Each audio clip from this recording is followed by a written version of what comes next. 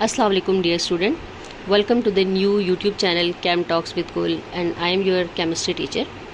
आज का जो हमारा टॉपिक है वो है इंटर मॉलिक्यूलर फोर्सेस।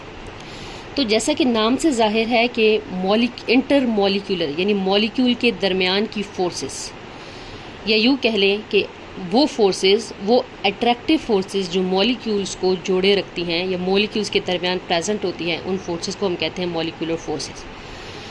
मज़ीद डीपली जाने के लिए या इससे पहले कि मज़ीद डीपली जाया जाए, इंटर मॉलिक्यूलर फोर्सेस जो हैं उनको मज़ीद तफसील से स्टडी करने से पहले मैं आपको ये बताती चलूँ कि अट्रैक्टिव फोर्सेस बेसिकली दो टाइप्स की होती हैं। एक इंट्रा मॉलिक्यूलर फोर्सेस और दूसरी इंटर मॉलिक्यूलर फोर्सेस। नाम जैसे कि इंट्रा मॉलिक्यूलर फोर्सेस, तो ये वो फोर्सेस हैं जो कि एटम्स को जोड़े रखती हैं, यानी ये एटम्स के दरमियान प्रेजेंट होती हैं। और आप में बहुत सारे स्टूडेंट ऐसे होंगे जिनको इंट्रा मॉलिक्यूलर फोर्सेस के बारे में ये नहीं पता होगा कि these are the forces which are also called as chemical bonding. Exactly you know the term chemical bonding, but most of the students can't relate the intra molecular forces with the chemical bonding. तो intra molecular forces का ही दूसरा नाम है chemical bonding. और chemical bonding सबको पता है, ionic bond, covalent bond, coordinate covalent bond and metallic bond. And the second one जो कि हमारा मेन टॉपिक भी है, इंटर मॉलिक्यूलर फोर्सेस। तो इंटर मॉलिक्यूलर फोर्सेस जो हैं these are also called as van der Waals forces. इनका दूसरा नाम क्या है? Van der Waals forces.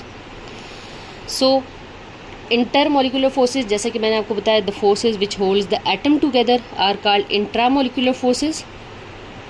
जो एटम्स को जोड़े रखती हैं वो इंट्रा है, and the forces which holds और join molecules together, sorry for this, which join molecules together are called intermolecular forces.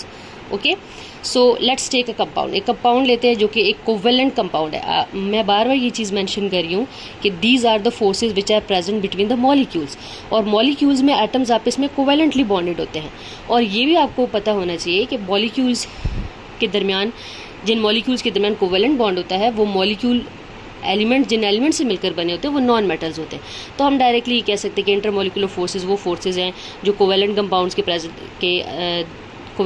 के मॉलिक्यूल्स के दरमियान प्रेजेंट होती है। या यूँ भी हम कह सकते हैं विदाउट एनी हेजिटेशन के इंटर मॉलिक्यूलर फोर्सेस वो फोर्सेस हैं जो कि नॉन मेटल्स के दरमियान प्रेजेंट होती हैं। सो हम एग्जाम्पल डिस्कस कर रहे थे। कोवेलेंट कंपाउंड मैंने एक लिया HCl, hydrochloric acid. Okay, so this is the structure of intermolecular forces, or we can say this is the structure in which this is the diagram which is showing the intermolecular forces and intramolecular forces both.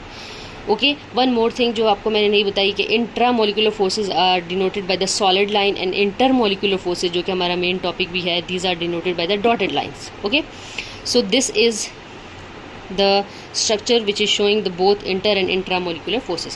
So यहाँ पे HCl, H is partially positive and chlorine is partially negative. Why HCl, H is partially positive, why Cl is partially negative? This is the another concept, because hydrogen is less electronegative as compared to the chlorine. So this partially negative chlorine will attract or will develop the intermolecular forces with a partially positive hydrogen of another HCl molecule.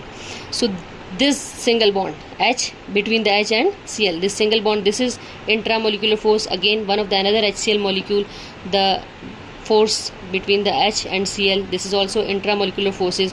So these are the intermolecular forces. And the force which join the molecules, two molecules together, like these are the forces which join the molecules together. Like here, यहाँ पे मैंने कितने total molecules draw किए हैं? 4, 1 2 3 4। सो 4 molecule draw किए हैं और उनको आपस में जो कनेक्ट किया डॉटेड लाइन से। So these dotted lines are called inter molecular forces. Okay, और सबसे इंपॉर्टेंट चीज़ जो आपको पता होना चाहिए कि इंटर मॉलिक्यूलर फोर्सेस जो होती हैं वो वीक होती हैं as compare to the intra molecular forces. यानी वो फोर्सेस जो मॉलिक्यूल्स के दरमियान प्रेजेंट होती हैं वो वीकर होती हैं as compare to the inter molecular forces.